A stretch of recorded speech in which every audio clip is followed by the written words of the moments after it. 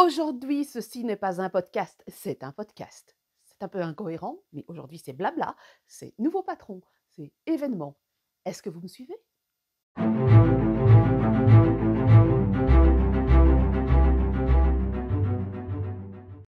Bonjour à tous, bonjour à toutes. Ici c'est Christelle Nioul, Cristal LK, designer tricot, et ceci n'est pas un podcast.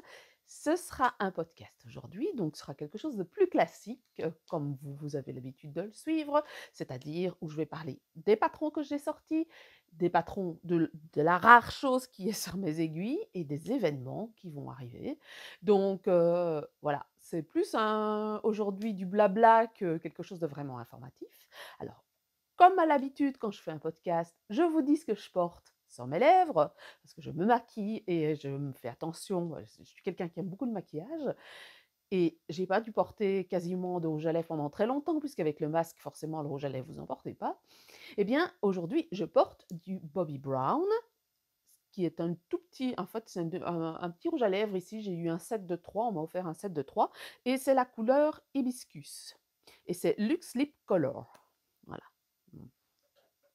en gros. Donc, voilà ce qu'il y a sur mes lèvres. Alors, c'est le temps de ressortir vos aiguilles. Si vous avez remarqué, même dans le sud, je pense, là, on voit vraiment que le temps est en train de changer, qu'on est en automne. On est en automne officiellement depuis hier, oui. Nous sommes le 22 ou le 23, je ne sais plus. Oui, je filme cette vidéo jeudi, vous la verrez samedi, donc je pense qu'on est le 21, le 22, je ne sais plus, je ne connais plus, je suis perdue dans les dates pour finir. Bon, bref, de toute façon, on est en automne et on le sent parce que ce matin, moi, quand je me suis levée, il faisait 5 degrés. Donc voilà, il est temps de remettre un pull, de mettre des chaussettes, de remettre un châle pour ceux qui ne portent pas de châle. Moi, en été, je ne porte pas de châle, clairement. Donc voilà, ça commence à être frisquet le matin, mine de rien, donc c'est le temps, c'est le moment où, très cosy, on recommence à tricoter des choses, un peu plus chaudes pour envisager l'hiver, surtout cet hiver où avec la crise énergétique, je pense que nous, en tant que tricoteuses, on a un peu de chance, enfin de la chance, on a cultivé un talent qui fait que, ben, on pourra fournir ou on pourra se tricoter des pièces parce que mine de rien, la laine, c'est quand même très isolant. Donc il y a moyen de ne pas avoir froid avec de la laine. Ceux qui achètent de l'acrylique, ben, ils vont voir la différence avec une vraie laine et de l'acrylique. J'en ai déjà parlé de la thermorégulation et ce genre de choses. Donc, c'est l'avantage des fibres animales, c'est que la thermorégulation, en fait, vous avez une couche entre votre peau et le poil d'animal, poil de mouton, poil d'alpaga, poil de mohair, qui fait que vous avez plus chaud. Je donne un exemple, par exemple, les lopapeza, donc les lopis que font les Islandais, ils tricotent avec 2 voire 3 brins de lopi majoritairement. En fait, nous, ce qu'on reçoit, c'est surtout de la laine qui est déjà retordue. Mais moi, quand j'ai eu la chance de pouvoir visiter la Hand Knitting Association à Reykjavik, en fait, ils tricotent majoritairement avec des galettes de Plutlopi, c'est du préfilé, et ils tricotent avec 2 voire 3 barres, hein, quelquefois un seul, et ça a vraiment une isolation thermique. Et en fait, moi j'en ai fait pour mon mari il sort, il fait -20 et il met pas de veste, pour vous dire. Donc passons outre des considérations météo. Qu'est-ce que j'ai sorti hier? J'ai sorti mercredi. Hier, j'ai sorti cette étole. Je vous l'avais déjà montré plus d'une fois. C'est l'étole Bubble Tea, ici. Voilà. C'est une très grande étole. Donc, elle fait 2,10 m sur 50 et quelques centimètres. Je ne sais plus exactement, 54, je crois. Donc, voilà. Alors, elle a un peu légèrement rétréci parce qu'entre le moment où j'ai fait le shooting et maintenant, bah, c'est du point mousse, c'est du point mousse. Du point mousse et un fil assez retordu parce que c'est un fil de la Fée Ballot. Donc, c'est pas un fil single, c'est un fil qui a une certaine nervosité. Donc, si vous avez suivi ce que je vous ai déjà dit dans de multiples vidéos, en fait, quand on retord certains fils et qu'on les retord assez fort, en fait, le fil, il a tendance à revenir sur lui-même. Ce qu'on appelle nerveux, en fait, en anglais, on va dire bouncy. Il a tendance à revenir sur lui-même. Donc, vous aurez, même quand vous bloquez, cette tendance à revenir sur lui-même. C'est un très gros avantage quand il s'agit d'un pull, parce que quand on fait un pull, et forcément, si vous n'avez pas quelque chose qui a un minimum de rétractation et qui ne revient pas à sa place, vous allez vous retrouver comme le Père Noël est une ordure. Par contre, pour les châles, c'est plus problématique parce que si vous faites un grand châle en dentelle, ce qui va se passer, c'est que ça va se rétracter et pour finir, beh, forcément, vous n'aurez plus le déploiement de la dentelle, même si vous bloquez. C'est le cas, par exemple, je vais donner un exemple très connu, la Malabrigo Sock. Pour moi, c'est pas la laine la plus appropriée pour faire des châles en dentelle. Alors, quand il s'agit ici d'un châle où vous avez du point mousse, vous avez de la brioche, des bubbles, etc., ça n'a pas une importance phénoménale. Même bloqué, vous le rebloquez une fois de temps en temps au fer ou après l'avoir lavé, c'est pas grave. Il ne va pas perdre de sa beauté pour autant. Par contre, quand c'est de la dentelle, c'est plus embêtant. Donc, c'est pour ça que le choix du fil est judicieux. Et enfin, il faut choisir judicieusement son fil et de manière intelligente parce que en utilisant un fil qui est bouncy ou nerveux, vous allez avoir quelque chose qui ne va pas être au top si vous faites un châle en dentelle. Maintenant, si c'est que du point mousse ou du point texturé, ça ne va pas être la même chose forcément. Donc ici, l'étole, je vous dis, c'est 4 chevaux de la Fébalo. Alors les couleurs, je ne les sais plus, je vous avoue, parce que c'est le genre d'informations dont je n'encombre pas mon cerveau, parce que sinon je ne m'en sors plus. Donc elle me les avait envoyées, je crois que c'est l'année dernière. Non, ou avant l'année dernière, je ne sais plus. C'est l'année dernière et je ne saurais plus vous dire exactement quand. Et je lui avais parlé que j'avais envie de faire quelque chose avec du point brioche. Et on avait discuté de couleurs, etc. Marie, je l'avais rencontrée à l'exceptionnel en juillet ou août, non, c'était en août 2021, à un salon. Je pense qu'elle m'avait déjà envoyé ou elle me les a envoyés juste après. Et donc, les couleurs, sur le coup, il m'a fallu du temps pour processer, pour me dire: «Ah, j'ai envie de faire ça» et puis juste au moment un peu avant les vacances, je pense, ou vers le mois de mai, j'ai eu envie de les ressortir. J'étais en train de refouiller dans mon stock et je les ai ressortis. Je me suis dit: «Ah ouais, ça fonctionne tout à fait avec ce que j'ai l'intention de faire» et donc j'ai fait une grande étole. Il faut quand même 4 écheveaux, il faut vraiment quasiment 4 écheveaux pour chaque. Il ne reste pas grand-chose de chaque couleur. Eh bien, vous commencez, c'est une étole que vous tricotez en 2 parties. Donc, vous allez tricoter, la première partie est ici, donc le milieu est ici, la première partie est là. Vous allez commencer ici, comme un châle triangulaire classique. Donc, vous allez faire un montage de 3-4 mailles, ce qu'on appelle un garter tape en anglais. Vous allez augmenter au milieu et sur les côtés comme un châle rectangulaire, et puis à un certain moment, vous allez arrêter d'augmenter sur les côtés pour partir tout droit. Donc, vous voyez, ça, on a la pointe classique. Si vous regardez juste la partie claire avec les rangs de brioche, eh bien, on pourrait se dire que c'est comme un châle triangulaire. Et puis après, on n'augmente plus, on ne fait que diminuer pour pouvoir garder cette dimension, pour pouvoir faire quelque chose de rectangulaire. Donc, on alterne point mousse et quelques rangs de mosaïque, point mousse, quelques rangs de mosaïque. On fait un panneau de mosaïque, puis on va faire des rayures en changeant les couleurs, et puis vous avez des bubbles, de la brioche, des bubbles, des rayures, de la brioche, des bubbles, de la rayure, etc., etc. Et vous allez arriver, vous terminez en pointe en fait. Donc comme ceci, vous allez terminer en pointe, parce que on va joindre après pour pouvoir terminer l'étole. Donc vous avez fait un pan, vous faites un deuxième pan à l'identique, et une fois que vous avez terminé cette étole, donc vous avez vos deux pans qui sont ici, je ne la mets pas contre moi parce que sinon vous n'allez pas m'entendre à cause du micro, donc ça termine comme ceci, donc on termine avec les rangs de bleu, et bien vous allez venir reprendre vos mailles ici, donc là, sur la partie bleue, pour faire un triangle inversé.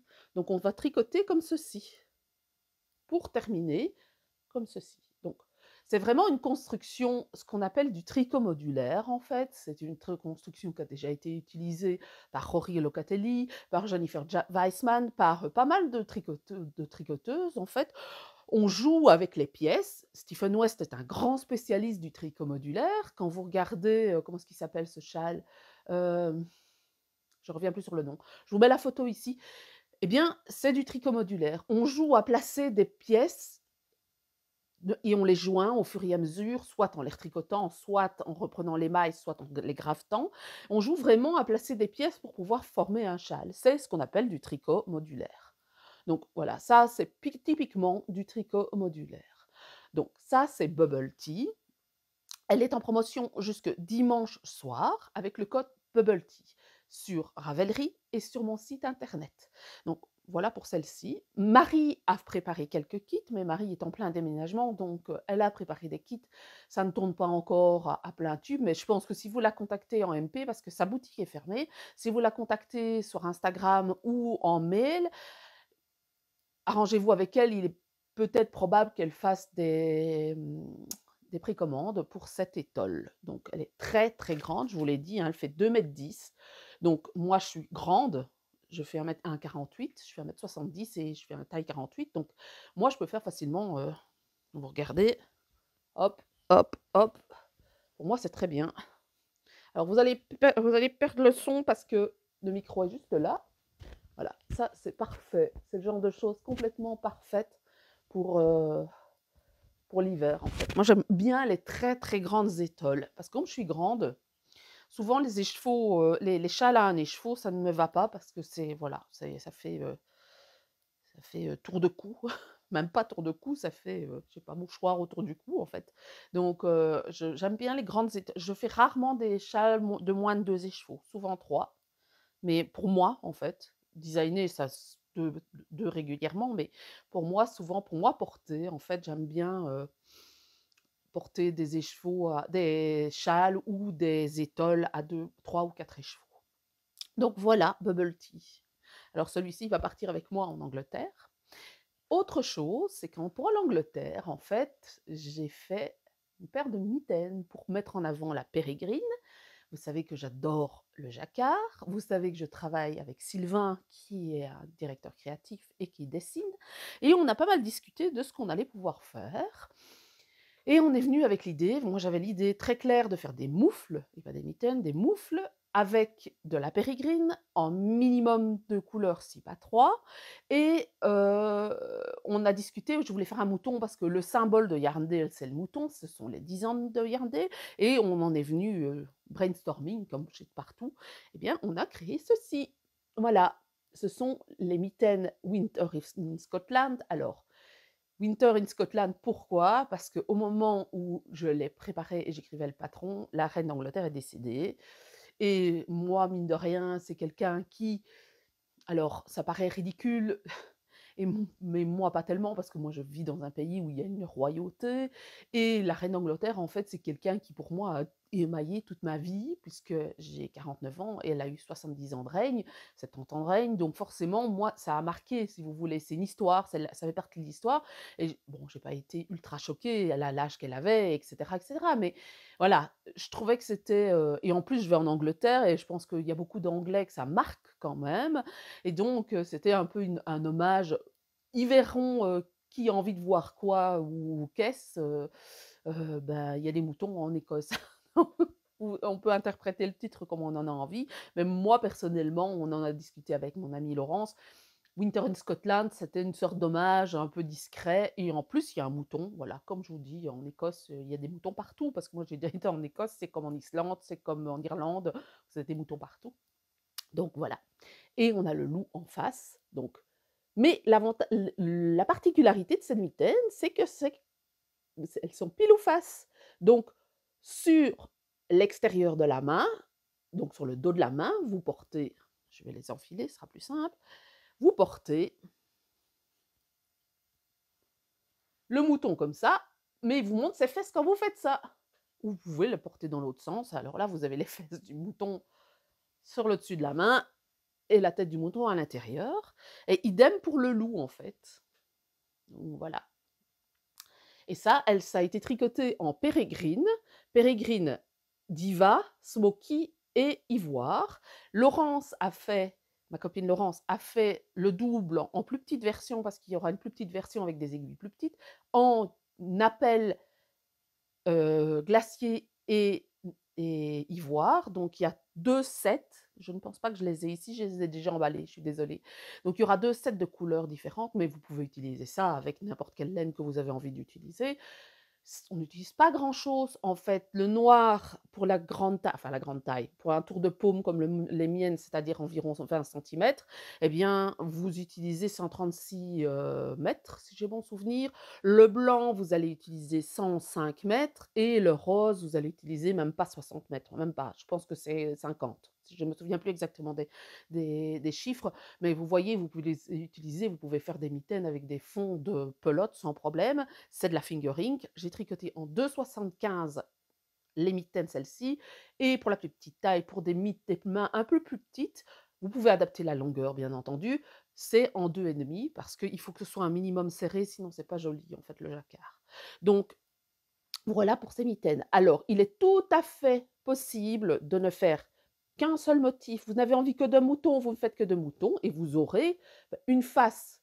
Si vous reprenez le patron tel qu'il est écrit, vous aurez une face, la face du mouton, et l'autre côté, les fesses du mouton, idem pour le loup. Donc voilà, ça c'est Winter in Scotland. Ce patron sortira la semaine prochaine parce que je l'ai écrit qu'en anglais et je ne l'ai pas encore traduit en français. Je n'ai que 2 mains, malheureusement. Même si je suis quelqu'un qui n'arrête pas, je n'ai que 2 mains. Donc, vous les trouverez la semaine prochaine. Je les mettrai sur Ravelry et sur mon site internet. Si le reste de la laine en revenant d'Angleterre, j'aurai des kits, très probablement. Je ne sais pas, je garantis pas, je ne sais pas à quoi m'attendre, en fait. Donc, j'essayerai de faire des kits si c'est possible. Mais étant donné que je n'ai quasiment plus de stock, et je vais vous en parler directement pourquoi, eh bien, je ne sais pas trop où je vais. Voilà. Donc, le patron, lui, sera disponible. Si j'ai la possibilité de faire des kits, je ferai des kits. Donc, voilà pour les mitaines Winter in Scotland. Et j'ai fait des kits avec 40 grammes de 2 couleurs et 20 grammes d'une troisième pour ne pas acheter des écheveaux complets, pour que ça reste à un prix raisonnable. Le prix sera de 27,50 €, TVA comprise, ou dans les environs, hein, parce que bon, quelquefois c'est des cents de différence, puisque la TVA en France c'est 20% et en Belgique c'est 21%, et les Canadiens, ben, ma foi, vous n'avez pas de TVA. Eh bien, mais vous avez des frais de port par contre. Donc, ce sera dans ces environs-là pour le patron et le kit, parce qu'il y a un petit peu plus d'un écheveau, il y a un écheveau plus ou moins 100 grammes, mais bon, j'ai dû les mettre, les bobiner à la main pour en faire des mini, donc voilà. Donc, voilà pour ce patron qui s'appelle Winter in Scotland. Mon Dieu, que j'ai l'impression d'être désorganisée. Mon cerveau pense déjà à ce que je dois mettre dans mes valises. Donc pour vous dire, parce que bon, je pars cette nuit pour aller prendre l'Eurotunnel demain matin à 8 h du matin, parce que je dois être sur place à 2 h. Donc parce que ce week-end, je vais à Yarndale. Et bah, c'est un gros salon anglais. Je vous dis, je ne sais pas quand m'attendre. Il y a plus ou moins 180 exposants. Je ne sais pas quand m'attendre. Je reviens lundi. Ça risque d'être très intense. Alors, malheureusement, Laurence ne viendra pas avec moi. Ma copine Laurence ne viendra pas avec moi. Et je vous avoue que ça me fait énormément de peine. Parce que, voilà, je disais, donc ça, j'ai dit que ça me rend, j'ai dû couper parce que ça me rendait émotionnelle. Je suis très fatiguée, en fait. Donc, moi, je suis hypersensible. Donc, dès qu'il y a le moindre problème, je pars très vite dans l'émotion. Donc, parce que l'administration française dans ce qu'elle est, ça fait 4 mois que Laurence a dans son passeport pour pouvoir venir avec nous, et que malgré le fait que j'ai fait un courrier, un passeport temporaire n'est pas possible. Non pas parce qu'on l'a refusé, mais parce qu'il faut prendre un rendez-vous, pour prendre un rendez-vous en urgence. Je vais m'arrêter là parce que franchement, honnêtement, je trouve ça ridicule, honnêtement, scandaleux, parce que, ben, voilà quoi, vous savez pas sortir du territoire. Alors moi je suis belge, mon passeport je l'ai eu en 6 jours.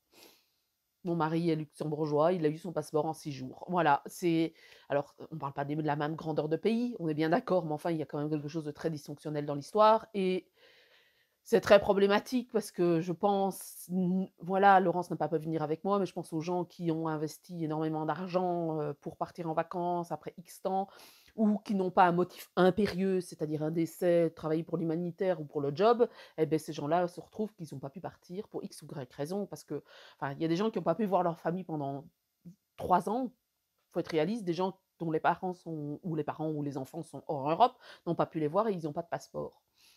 Tout ça parce que le système est complètement grippé. C'est aberrant. Je trouve ça complètement aberrant. C'est une atteinte aux droits de l'homme, en fait, d'une certaine manière, parce que la liberté de circuler fait partie des droits de l'homme. Bon, je ne vais pas m'embarquer là-dedans parce que, voilà, c'est les joies de l'administration. Je vous l'avais dit d'ailleurs dans la vidéo précédente, il n'y a pas que ça, hein, franchement, parce que je suis allée en Angleterre. Je vais en Angleterre et ben, comme c'est plus l'Europe, il y a la douane, forcément, et j'ai perdu 4 jours de travail effectif, mais réellement effectif, pour essayer de débrouiller ce que je devais faire pour exporter du matériel, et on ne parle pas de dizaines de milliers d'euros là, on parle de mon matériel de laine, en Angleterre, ce que je devais faire pour pouvoir vendre sur place, quelles étaient les dispositions, et je vous avoue que je me suis adressée à je ne sais pas combien d'intervenants et il y en a pas un qui avait une réponse cohérente, et pour finir, j'en ai eu tellement ras-le-bol parce que non seulement quand vous amenez du matériel en Angleterre, vous devez prendre le frais au niveau de l'Eurotunnel, et le frais au niveau de l'Eurotunnel, c'est 450 € au lieu de 200, hein, pour la même voiture, pour le même matériel, et vous ne pouvez aller qu'à 3 et pas à 4. Mais bon, déjà ça, et donc quand j'ai eu ça, moi je me suis dit que j'allais prendre ce qu'on appelle un carnet ATA. Un carnet ATA, c'est un carnet dans lequel vous notez ce que vous prenez, qui arrive sur le territoire, qui va ressortir du territoire, mais vous pouvez amener des échantillons commerciaux. Enfin bref, et puis on m'a dit que je ne pouvais pas avoir un carnet ATA, sauf si je sortais 1 600 €. Il n'est pas question que je sorte 1 600 € en ne sachant pas ce que je vais m'attendre. Puis tout compte fait, en fait, on m'a dit: «Mais vous savez, en fait», et puis on a fait des recherches, on s'est rendu compte qu'en fait, normalement, il y a eu un accord Brexit qui a été passé entre l'Angleterre et l'Europe, et les produits issus de l'Europe ne sont pas soumis à douane. Donc en fait, j'ai tourné en rond pendant 4 mois pour que on m'entende dire: «Beh, faites une facture pro forma, prouvez que vos produits sont européens et vous allez passer, et si ça tombe, on ne va pas vous contrôler».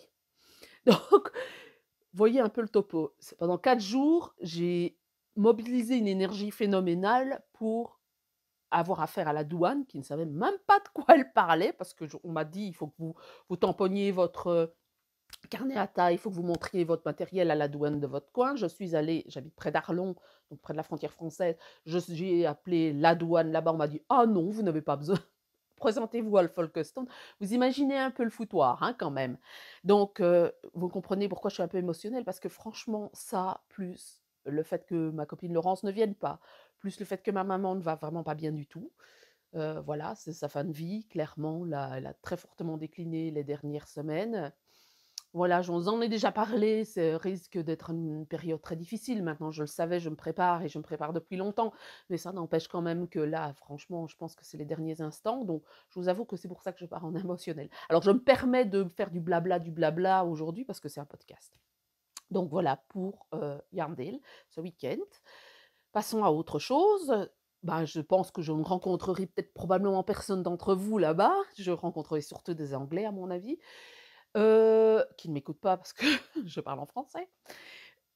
Qu'est-ce qui se passe ensuite? Donc je vous ai montré les 2 patrons là. Ensuite, je vais à Lyon le week-end prochain.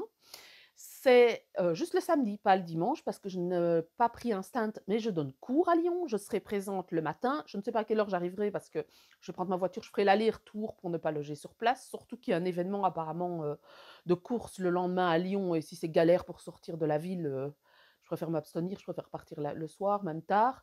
Donc j'arriverai à mon avis, dans la matinée. Je donne cours d'1 h 30 à 4 h sur le Jacquard, et bah, je serai là. Voilà, si vous avez envie de me rencontrer, n'hésitez pas. Je sais qu'il y en a certaines qui ont fait le bubble tea, qui viendront, n'hésitez pas à m'aborder, je mords personne, hein, de toute façon. Je serai probablement avec ma fille parce que j'en ai une qui est là-bas, l'autre qui est à Bruxelles. Enfin bon, la famille va se disperser entre la France et la Belgique, et donc je serai à Lyon. Je donne un cours sur le Jacquard qui est complet depuis très longtemps.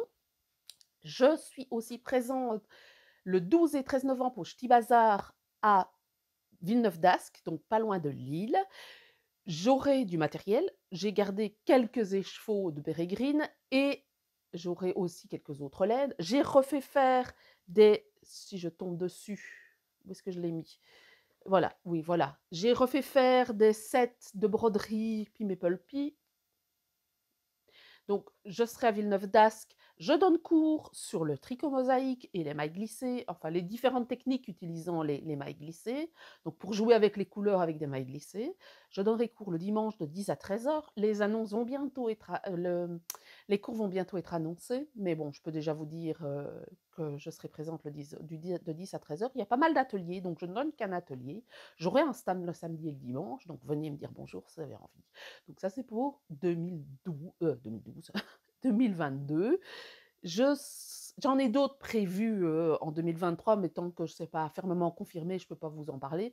Mais il y aura quelques salons encore en France et en Suisse pour en France et en Suisse pour 2023. Mais je vous dis, tant que c'est pas confirmé, je ne peux pas vous m'assurer. Enfin, je peux pas vous dire, je vous donnerai tel cours et je serai présente à tel endroit. Il faut juste que j'ai les confirmations des organisateurs. Donc voilà pour les événements. Jusqu'à la fin de l'année, il y a le Giftelong. N'oubliez pas, je vous en reparlerai parce que j'aurai l'occasion de refaire un podcast. Le Giftelong qui commence fin novembre. D'ailleurs, on est déjà en train de se préparer en coulisses pour l'événement. Donc c'est un événement en ligne. Le Giftelong, je remets la vidéo est ici. C'est un grand cal knit-along où on tricote tous ensemble en fonction de catégories. Il y a des prix, il y a des jeux. Enfin, c'est un très très gros événement. Et moi, je suis modérateur depuis très longtemps. Ouais, ça va faire c'est le 10e anniversaire du Giftelong. Je crois que ça fait, 8 ans maintenant que je suis modératrice. 8, oui, dans ces eaux-là. Moi, j'ai pas été là au tout début, mais ça doit faire 8 ans. 7 ou 8 ans que je suis modératrice. Donc c'est le Giftelong, c'est, fin de l'année, donc ça va aussi me générer beaucoup de travail. Donc voilà pour les événements. Je suis terriblement décousue. Quand je prépare pas ma vidéo à l'avance, je suis hyper décousue. Bref, qu'est-ce que j'ai à vous dire d'autre? Qu'est-ce que j'ai tricoté? Qu'est-ce qu'il y a sur mes aiguilles? Pas grand-chose, je vous avoue. Il y a ceci, parce que comme j'ai fini mes mitaines et que j'ai terriblement mal au bras, je pense que je commence une tendinite du poignet, parce qu'à mettre à force de faire des échevaux, je vous avoue que, eh bien, ça a fait mal au poignet, hein.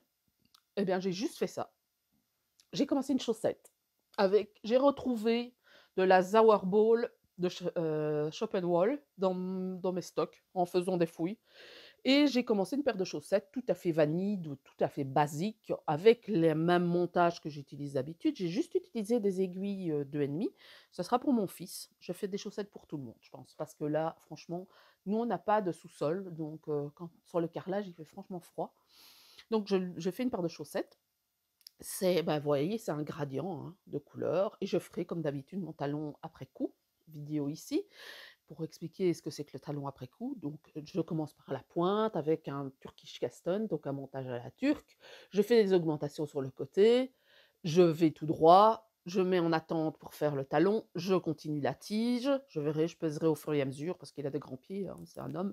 Donc, il fait du 44 et je ferai le talon à côté. Donc voilà ce que j'ai commencé. Et alors, je voulais vous montrer ça parce que ça a un intérêt très limité de vous montrer les chaussettes vanille, hein, ma foi. Mais je ne pars pas sur un patron. J'en ai tellement fait de chaussettes, hein, vous en avez derrière ici, que pour finir, j'ai même plus besoin de patron. Eh bien, je voulais montrer ça parce qu'en fait, j'ai des aiguilles de ennemi. J'ai perdu mes aiguilles de ennemi à Crazy Trio, je ne sais pas à quelle occasion. Et donc, j'ai envoyé mon mari me chercher des aiguilles à Luxembourg parce qu'il y a un magasin dans le bas de Luxembourg, près de la gare, où il y a d'art créatif, où il y a énormément de trucs. Et là, ils vendent notamment pas mal Adi, puisque Luxembourg est très lié à l'Allemagne. Donc, on trouve Adi, Lique. Et je les ai envoyés là. Et il m'a dit, ah tiens, il y a plus les 2,5 que tu as d'habitude, il y a celle-là. Et en fait, ce sont les novelles, les aiguilles novelles. En fait, Adi a développé, comme Prime aussi, comme Knit Pro, a développé des aiguilles qui sont plus facilement, sur lesquelles il faut s'agripper moins, si vous voulez, pour éviter que les mailles glissent. Regardez, je ne sais pas si le focus va se faire parce que mon téléphone est capricieux. Eh bien, vous avez des petites encoches dans ces aiguilles. En fait, c'est vraiment des aiguilles qui sont designées pour les personnes qui ont des troubles articulaires des mains, parce que ça vous nécessite une moins grande préhension, si vous voulez. Vous avez besoin d'être moins crispé, enfin crispé, on n'est pas nécessairement crispé sur ces aiguilles. C'est plus facile et je les trouve vachement sympas. Honnêtement, je les aime beaucoup. Franchement, je pense qu'en plus, elles sont plus longues que les classiques. Donc, vous avez moins tendance. Les classiques sont plus courtes, elles arrivent plus ou moins ici, en fait. Il y a environ 5 cm de moins. Je les aime vraiment beaucoup, donc je pense que je vais en acheter d'autres. Honnêtement, si vous avez des troubles des mains, des troubles articulaires, moi de temps en temps, j'ai vraiment mal aux mains. Eh bien, franchement, je les trouve sympas, honnêtement. Moi, j'aime bien tricoter avec du métal et c'est vrai que le métal, ça glisse très vite. Et je trouve que j'ai une tension vachement régulière avec ces aiguilles-là. J'ai jamais eu l'occasion d'essayer les primes, celles qui sont en forme de triangle, ni même les cubiques de chez Knit Pro. Je pense qu'il y a d'autres marques qui font des aiguilles ergonomiques. Mais celle-ci, franchement, je suis convaincue complètement. Si vous aimez tricoter avec des aiguilles style double pointe, franchement, essayez celle-ci. Je les aime beaucoup, franchement. Voilà. Alors, j'ai aucun intérêt, je n'ai pas le lien affilié pour Adi, c'est juste un retour d'expérience, parce que moi, j'aime beaucoup les Crazy Trio pour les chaussettes. Le gros désavantage, c'est que je ne sais pas en faire deux en même temps, puisque je n'ai qu'un set d'aiguilles. Je voulais tester d'abord le set pour voir si c'était OK. Donc je fais une chaussette en même temps, mais moi je suis une convaincue et c'est comme ça que j'arrive le mieux à tricoter, mes chaussettes, c'est avec ces aiguilles-là. J'aime bien les doubles pointes aussi, hein, toutes classiques, mais bon voilà, on a quand même moins de mailles, c'est quand même plus pratique parce que vous voyez, ça se plie. Alors voilà, il y en a qui préfèrent le Magic Loop, il y en a qui préfèrent faire 2 chaussettes en même temps, libre à vous, il n'y a aucune raison, de, se passer absolument à ces aiguilles-là parce que voilà. Moi, j'ai tellement utilisé de techniques pour tricoter des chaussettes qu'une fois que je suis passée aux aiguilles et au Crazy Trio, ça a été une révélation pour moi. C'est vraiment le truc qui a fait que j'ai commencé à tricoter beaucoup plus de chaussettes et des plus petites circonférences, même si je déteste toujours tricoter des petites circonférences. Donc voilà, ça c'est la seule chose qu'il y a sur mes aiguilles, parce que voilà, j'ai mal aux mains, j'ai mal aux bras, j'ai pas le temps, je tricote quasiment plus, donc j'ai pas tricoté depuis une semaine. Je reprendrai le rythme la semaine prochaine, parce que c'est un peu agité hein, quand même pour le moment.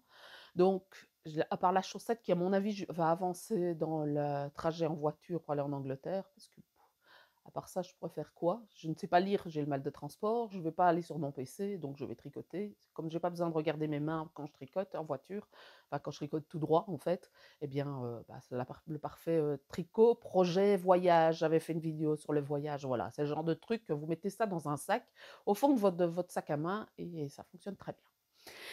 Ensuite, que vous dire d'autre? Que vous dire d'autre? Je ne sais plus. Donc voilà ce que j'ai eu sur mes aiguilles. Oui, je vous ai dit, j'ai refait où est-ce qu'il est? Je l'ai posé quelque part, oui. J'avais fait une collaboration avec Sylvain Daudier et Laurence, mon amie Laurence. On avait fait une collection, Pim et Pulpy. Donc les chaussettes qui sont ici derrière. Pim, vous voyez Pim là, Pulpy vous le voyez peut-être pas, mais et on avait fait un col, un pull, des chaussettes et on avait fait une broderie qui est ici. Donc vous avez Pim d'un côté et Pulpy de l'autre. Donc une broderie facile et une broderie difficile. Vous n'êtes pas obligé de faire les deux, c'est parce qu'ici c'est l'exemple, c'est le prototype. J'ai recommandé du matériel chez DMC, parce que moi je trouve que DMC est quand même une très très bonne marque pour tout ce qui est matériel de broderie essentiellement. Les aiguilles à tricoter, non. Mais ils ont aussi du fil. Et j'ai découvert, quand le représentant est venu, un fil qui s'appelle Nova Vita.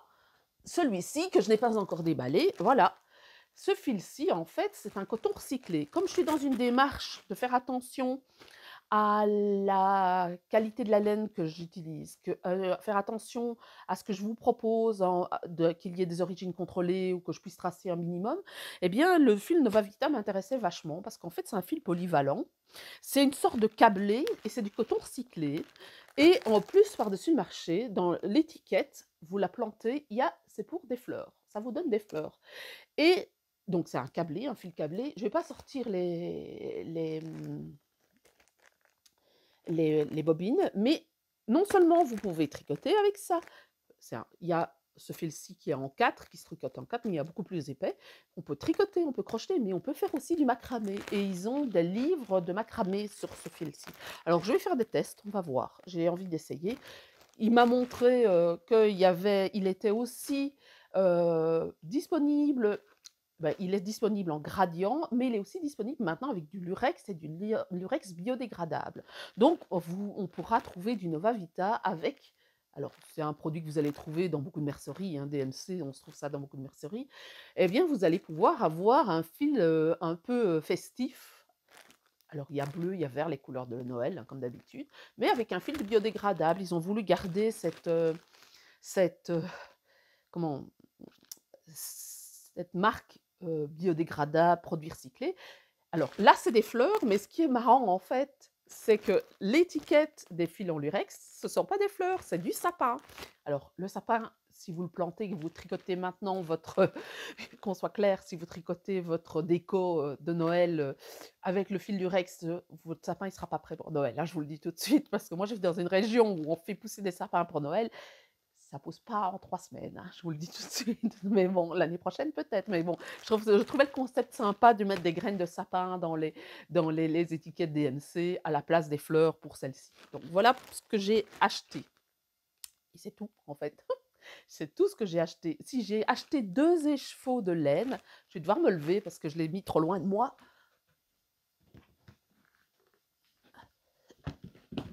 J'ai acheté 2 écheveaux de laine, ceci. Voilà, c'est de la Malabrigo Mechita pour en faire un bonnet et je vous en dirai beaucoup plus après. Parce que, voilà, c'est un secret ceci, mais vous pouvez voir les couleurs. C'est vachement sympa, c'est très, très sympa, très automnal. Ça devient difficile de trouver, on aurait bien voulu de l'orange, mais c'est difficile à trouver sur le marché pour le moment, donc c'est du Frank Ocre et Archangel, je pense. C'est Archangel? Oui, Archangel. Voilà, c'est les 2 seuls que j'ai achetés. Qu'est-ce que j'ai à vous dire d'autre? Je pense que c'est tout en fait. Donc, je vous ai parlé de l'étole, je vous ai parlé des mitaines, je vous ai parlé des événements, je vous ai parlé du gift long. Je pense que j'ai tout fait le tour de la question. J'ai peut-être encore à dire que j'ai mis en vente des écheveaux. Je vais vous les montrer peut-être. Il me reste quelques écheveaux. Je suis en train de vider mes stocks parce que honnêtement, c'est indécent. Enfin voilà, j'ai tellement de stocks que j'ai plus de place. Et là, il est temps que je fasse du tri. Par exemple, vous avez ceci que je mets en vente. Si ça vous intéresse, envoyez-moi un P. Je les ai mis sur Facebook et je les ai mis sur Instagram. Ils y sont toujours. Vous allez sur Destache. Je déstache en fait parce que je pense que à partir d'un certain moment, je pense que ces laines-là, elles dorment. Ça sert à rien qu'elles dorment dans mon stock. Honnêtement, je les tricoterai pas. Je reçois de la laine, on m'offre de la laine. J'en ai déjà parlé. J'achète de la laine. Ici ce week-end, je risque encore d'acheter de la laine. Et honnêtement, je pense qu'il est important maintenant que me pose vraiment et me dise qu'il y a des laines, même si je les adore et c'est selon mes goûts, ça j'adore, c'est du Baby Suri, ça c'est un fil avec du lurex, c'est de l'Eden Cottage, c'est vraiment mes couleurs. Mais il est vraiment temps que je me dise que voilà, il est temps que ça vive ailleurs, parce que ici ça va pas vivre, parce que forcément, je n'ai que 24 heures dans une journée et j'ai des prototypes, je ne tricote quasiment plus pour le plaisir. Donc, je tricote avec des laines qu'on m'a offertes pour faire un projet ou que j'achète ou des designs. Mais ça, je les ai achetés dans le confinement, c'était pour me faire plaisir et je ne trouve pas le temps. Honnêtement, il est temps que je diminue fortement mon stock. Et donc, voilà, j'ai mis quelques laines en écheveau, j'ai mis quelques laines en vente, dont ça, par exemple, des couleurs de Tricot et Stitch. Donc, une slub et du mohair. J'ai ceci aussi. Voilà, ça c'est, je pense que c'est de l'alpaga. Bébé alpaga, cachemire et soie, oui, c'est ça. Voilà, ces 2-ci. Idea. Voilà. Donc voilà, j'en ai mis quelques-unes. Si ça vous intéresse, n'hésitez pas à aller voir sur Facebook ou vous m'envoyez un MP. De toute façon, donc je pense faire un déstache. J'ai l'impression de faire la marchande là, de vous raconter ma vie et de faire la marchande. Bref, voilà. J'ai oublié de parler de quelque chose. C'est que, vous le savez, j'ai développé ma laine qui s'appelle Pérégrine. Pérégrine qui est une laine qui est développée à partir de laine de moutons locaux, c'est-à-dire d'Estalaine mérinos, parce que je vis en Belgique, tout près de la frontière française, mais tout près de la Lorraine. Donc, pas loin de la Lorraine belge, mais il y a la Lorraine française.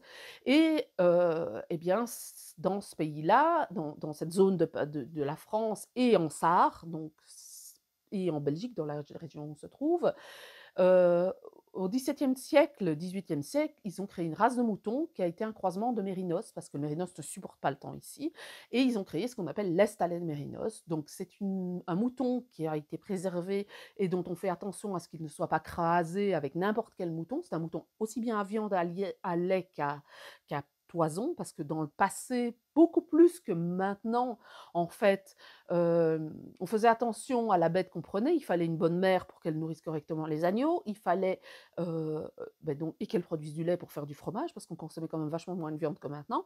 Il fallait qu'ils produisent une laine correcte et qui pouvait aussi nourrir des gens, donc un animal suffisamment, viandeux, si vous voulez, pour pouvoir être, utilisable lorsque ils produisaient plus, lorsqu'il fallait tuer pas les agneaux de la même manière que maintenant on vend l'agneau comme ça, on a tué peut-être un agneau par an et c'était pas du tout la même façon de voir les choses. Donc ils ont développé une laine qui s'appelle l'Estalen mérinos et qui pendant très longtemps a été une laine qui était de très bonne qualité. Ils avaient une très bonne qualité de laine, de fibres et c'était même vendu plus cher que le mérinos sur les marchés de négoce de la laine. Et c'est tombé en désuétude et malheureusement, il y a plus énormément d'éleveurs. Il en existe encore des éleveurs, d'ailleurs, ils fêtent régulièrement au château de Linéville sur les Stalen mérinos. Mais il y a plus énormément d'éleveurs et il y a une certaine hétérogénéité dans les toisons et dans les moutons. Donc on est en train de retravailler la race pour qu'elle reproduise une laine de qualité, tout en étant un animal qui produit du lait et qui tout en étant un animal qui produit de la viande. Parce que bon, on travaille avec des éleveurs, on ne peut pas leur demander de sacrifier leur revenu, enfin moi personnellement, c'est la laine qui m'intéresse, mais on ne peut pas leur demander de sacrifier leur toison, leur animal parce qu'ils vendent les animaux. Bref, donc tout ça pour dire que j'ai développé, je diverge là, mais j'ai développé une laine qui s'appelle Pérégrine, qui est donc l'Estalen mérinos, 100% Estalen mérinos. On est en train de travailler vraiment pour sélectionner des béliers de qualité, pour avoir une laine beaucoup plus fine, mais j'ai quasiment épuisé mon premier batch. En fait, on a fait un premier batch d'essai pour voir si ça allait fonctionner parce qu'on partait totalement dans l'inconnu, puisque c'était une fibre qu'on n'avait plus du tout filée depuis très longtemps et encore moins peignée. Ça faisait plus de 50 ans qu'on n'avait même plus mis ça sur le marché en peigné. Eh bien, on ne savait pas où on se lançait. On a fait un petit batch pour ne pas se retrouver avec 50 000 écheveaux et ne pas savoir quoi en faire. Et j'arrive au fond de mon batch et donc l'année dernière, en 2021, mars 2021, on a été retrier des toisons de laine chez un seul éleveur cette fois-ci, et on a acheté une tonne de laine. Cette tonne de laine, elle a été stockée à Verviers. C'était encore la période où ils étaient débordés parce que forcément les accords avec la Chine était fermée et c'était plus possible d'exporter de la laine d'Europe, donc ils étaient débordés. Ils devaient laver notre laine. Il y a eu des retards parce qu'il y a trop de travail, évidemment, puisque tout était stocké, les négoces en laine. Et puis, il y a eu les inondations. Et donc, Verviers, pour ceux qui ont suivi l'histoire, Verviers a quand même été très fortement touché par les inondations.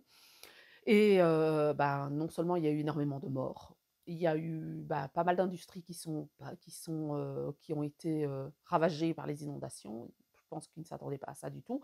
Et donc, Tretex, qui est l'entreprise, une des seules entreprises qui existent de lavage en Europe, il n'y en a plus que deux, eh bien, ils ont été sous l'eau. Et nous, grande chance, en fait, notre laine n'avait pas encore été lavée, elle allait être lavée, mais elle n'était pas stockée au même endroit. Donc, la tout ce qui avait été lavé est parti dans la Meuse, il y a une grosse partie du stock qui est partie dedans, mais la nôtre pas. Mais bon, donc ça a mis du retard parce que non seulement c'était les congés, c'était la période où ils prennent leurs congés, les machines ont été sous l'eau, il a fallu les réparer, il y avait plus d'inventaire parce que le bâtiment dans lequel il y avait, tout l'inventaire et le système informatique, tout ce qui était administratif est parti avec les eaux. Donc vous voyez un peu le truc. Ma laine, tout compte fait, au lieu d'être lavée en juillet 2021, elle a été prête en mars 2022. Mars 2022, notre laine, une fois qu'elle est lavée, elle va pour être transformée en ruban, parce que pour pouvoir filer, il faut faire un pré-filet qui a un ruban, soit on carde, soit on fait des rubans. Ici, on a fait un ruban parce qu'on peigne notre laine. La laine est une laine peignée. J'ai déjà expliqué ce que c'était que la différence entre une laine cardée et une laine peignée. Eh bien, ça va dans une entreprise dans le nord de la France, parce que le nord de la France, c'était quand même une entreprise qui était anciennement très importante au niveau textile. C'est là que vous retrouvez Bergère de France. Et il existe encore des entreprises qui font du filage de la mise en ruban. Il existe encore aussi des filatures, mais de moins en moins. Donc j'ai été là, mais problème de personnel, Covid, et cetera, donc manque de personnel, donc ça a pris, du temps et elle vient seulement de sortir d'usine en ruban. Donc on en est au stade ruban et maintenant elle doit aller au filage. Alors là, Pour ceux qui ne le savent pas, quand on achète de la toison et que, on veut la faire filer, à chaque fois, on doit faire analyser les fibres. On ne doit c'est pas on dit: «On achète du mérinos et pendant 10 ans, on va utiliser ça», mais à chaque fois que ça passe, qu'on refait un nouveau batch, il faut passer ça en laboratoire, donc l'envoyer en laboratoire pour qu'elle soit analysée, pour que savoir la longueur du fil et les microns, l'épaisseur du fil, pour savoir si les machines sont capables de pouvoir filer ce type de fibre. Donc en fonction de ça, nous on envoie, maintenant que notre ruban est prêt, on envoie un échantillon à 2 entreprises pour savoir laquelle sera capable de nous filer le fil. Donc on est là, à ce stade-là, donc on attend une réponse. Alors ce sera soit la Suisse, parce que, c'est ceux qui nous avaient fait le premier fil et là, il y a pas trop de problème. Soit nous, on essaye en fait de faire au plus proche possible, parce que la Suisse, c'est hors d'Europe et c'est plus loin. Soit ce sera en France, dans le nord, c'est une grosse entreprise et là, on est dans l'incertitude, on attend un peu les retours de leur part. Si c'est pas possible, ce sera en Suisse. Donc on est là et moi, j'ai plus de stock et je ne sais pas quand j'aurai mon nouveau stock. Il y aura des nouvelles couleurs, il y aura encore des couleurs qui restent, de Pérégrine et il y aura du fil d'Ikea. Mais je ne sais absolument pas vous dire, quand, parce que là, je vous avoue qu'on a déjà un an de retard, hein. La laine, elle devait sortir, quasiment en décembre 2021. On est en septembre, on arrive en octobre 2022, donc on est à 10 mois de retard là. Donc voilà, c'est ce que je voulais dire sur Pérégrine pour celles qui l'attendent et pour le salon de Lille, on verra ce qu'il me reste de Yarndale et puis on verra. Voilà, je ne suis pas une teinturière qui achète sa laine chez Chester Wool, donc je ne peux pas me réapprovisionner aussi facilement que quand on est qu'une teinturière et encore aussi facilement. Voilà, Chester Wool fait tourner, du matériel, mais quelquefois il tombe à court aussi. Mais ici, c'est vraiment tellement, local et une laine tellement spécifique, avec une fibre spécifique et on a des exigences particulières que on est soumis à la nature. Tout simplement parce que déjà le mouton, on le tond une fois par an. On est soumis à la production, on est soumis à tellement de choses que je vous avoue que là maintenant je prends sur moi, ça arrive quand ça arrive. Voilà pour mon podcast. Ce sera la prochaine fois parce que là, j'ai terminé. J'espère vous faire une petite vidéo quand même de Yarndale et du Yorkshire, pour que vous puissiez savourer un peu l'événement parce que bon, je pense que c'est absolument pas la même chose que les salons en France. C'est tout à fait une autre dynamique. Yarndale, c'est leurs 10 ans et puis le Yorkshire, c'est quand même un berceau du textile en Angleterre. Ils ont quand même pas du tout la même approche que nous au niveau, fibre, animale. Ils ont gardé un peu cette culture du respect de l'animal, enfin respect, de garder la typicité de certaines races, parce qu'ils ont le tweed. Le tweed, c'est quand même une marque de fabrique très anglaise, et ça vient notamment des hybridéanes, des moutons hybridéanes. Donc, et pas que, hein, parce qu'il n'y a pas que l'hybridéane, mais moi je pense particulièrement à l'hybridéane. Mais ils ont gardé cette typicité et ces races spécifiques sans mélanger avec du textile ou ce genre de choses. Ils ont vraiment encore le mouton Shetland, le Blueface Leicester, le Wensleydale, etc. Et dans le Yorkshire, vous avez énormément de filatures. Donc je suis quand même curieuse de découvrir, de voir un peu ce que je vais découvrir. Puis l'Angleterre, c'est vraiment très joli. J'espère qu'on aura du soleil comme aujourd'hui, qui ne fera pas pluvieux et qu'on pourra profiter un peu de balade, même si j'ai des doutes, à mon avis, on n'aura pas beaucoup le temps de se balader. On va surtout déposer, monter le stand, travailler, travailler, travailler, démonter le stand, remballer, aller dormir et puis partir. Donc voilà, j'essayerai de vous faire une vidéo là-dessus. Ce sera à la prochaine fois. N'oubliez pas de mettre un pouce vers le haut si vous avez aimé la vidéo. J'ai fait beaucoup de blabla aujourd'hui. N'hésitez pas à vous inscrire à la newsletter si vous en avez envie. N'hésitez pas non plus à venir nous voir sur le groupe Discord si vous avez envie